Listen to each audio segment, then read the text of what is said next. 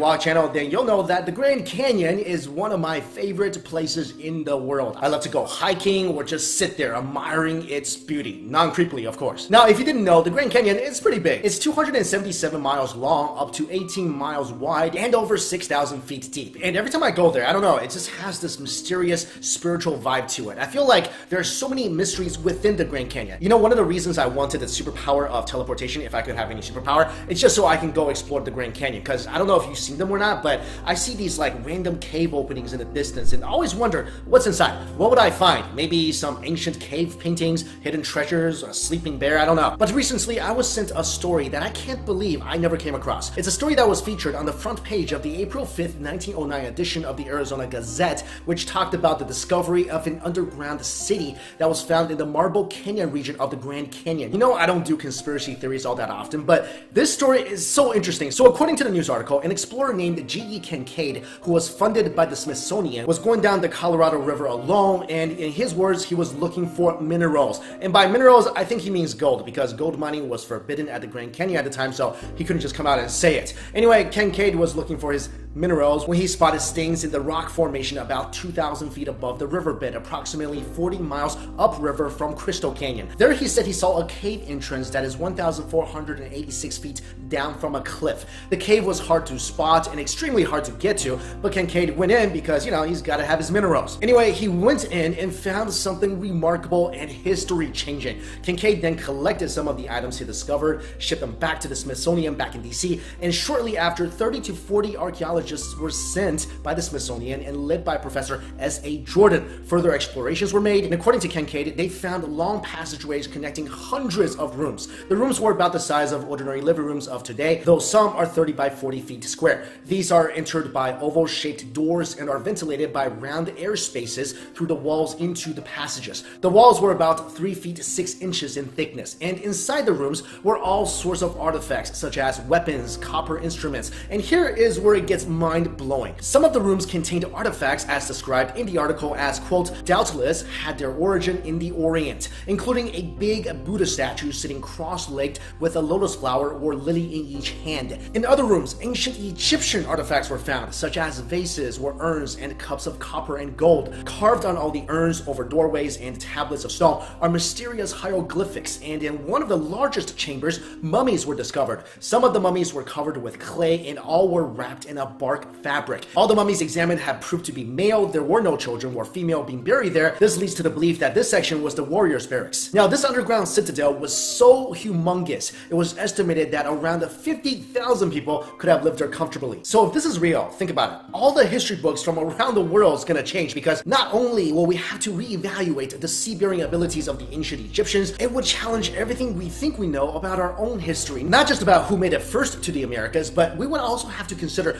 what else have we missed? What might we find tomorrow or next week that could completely change something else that we are teaching in our history books? And what's so interesting about this is that, let's say this is real. Ancient civilizations from Asia and Egypt went on vacation because they heard about how awesome the Grand Canyon is. They came, thought it was beautiful, and decided to stay. Let's assume that happened. Now, if you start examining some historical stories and legends from China, from Egypt, and the Native Americans in the area, then it all sort of connects together. For example, when we think of the ancient Egyptians nowadays, we think of these people living in the desert, but the Egyptians had very advanced sea-bearing capabilities. We know this because in 2011, ancient docks and ships were found on the coast of the Red Sea at Mursagalwasis that once launched voyages onto the open ocean. Other evidences are scenes carved into the walls of ancient Egyptian temples which tell of a remarkable sea voyage. A fleet of cargo ships bearing exotic plants, animals, and precious incense navigates through high ocean waves on a journey from a mysterious land known as Punt, or Land of the God. Researchers were never quite sure where Punt was, but I guess it's possible it could be the Grand Canyon. Also, in local Native American lore,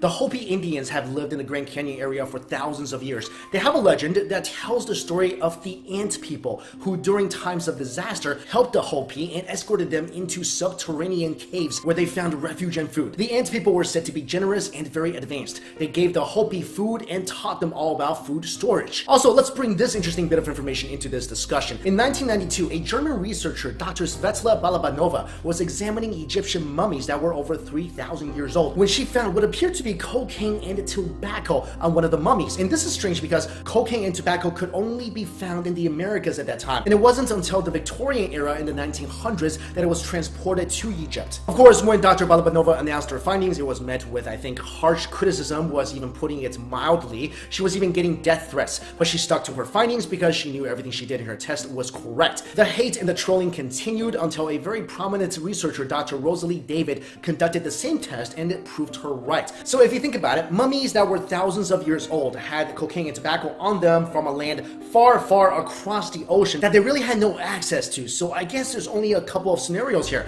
Either the ancient Egyptians went to the Americas, or some ancient civilization in the Americas brought them to Egypt. So now you must be wondering, well, if the Smithsonian was involved, where's the official report? Where are the artifacts? Well, here's the thing. The World Explorers Club decided to check on the story by calling the Smithsonian in DC. They reached a staff archaeologist who said, quote, "The first thing I can tell you before we go any further is that no Egyptian artifacts of any kind have ever been found in North or South America. Therefore, I can tell you that the Smithsonian Institute has never been involved in any such excavations." Of course, no record of Kincaid or Jordan were ever found in connection to the Smithsonian, and no one really knows what happened to them. So here's the question then. If this was all true, why would a museum suppress this information? I don't really have a good answer to this. The only thing that comes to mind is that the government doesn't want shocking discoveries, information leaked to the public, maybe because it wants to retain stability. Maybe governments don't want the masses to question institutions such as our school systems. Well, maybe they don't want that because once we start questioning our history classes, then maybe we start questioning everything we learned about physics, about chemistry, and that would somehow shake the foundation of our society. But I don't know, guys, that's just what I think. And I'm really interested to hear your thoughts on this. Do you believe that this ancient city actually exists inside the Grand Canyon? Also, if this does exist and it was discovered, why would the Smithsonian be trying to cover it up? Also, guys, I've been getting quite a few messages telling me that somehow many of you have been unsubscribed from this channel by YouTube, which is crazy, but I know there's some stuff going on with YouTube right now. So if you guys like this channel, you like the videos, and you want to know when a new video gets posted, then please don't just subscribe. Also click on that little bell icon there, and that'll make sure you'll get a notification every time I post a new video. And please do this even if you are already subscribed to this channel. I don't know why this is so troublesome. Alright guys, thank you all so much for watching.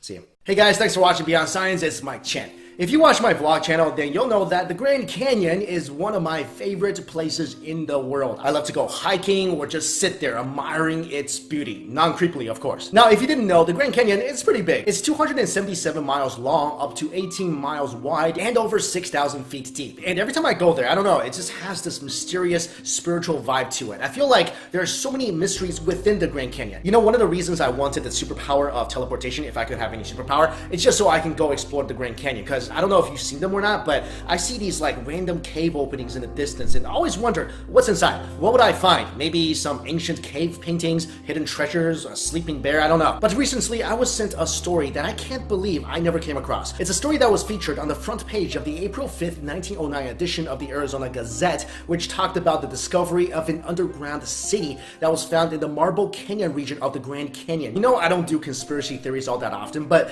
this story is so interesting. So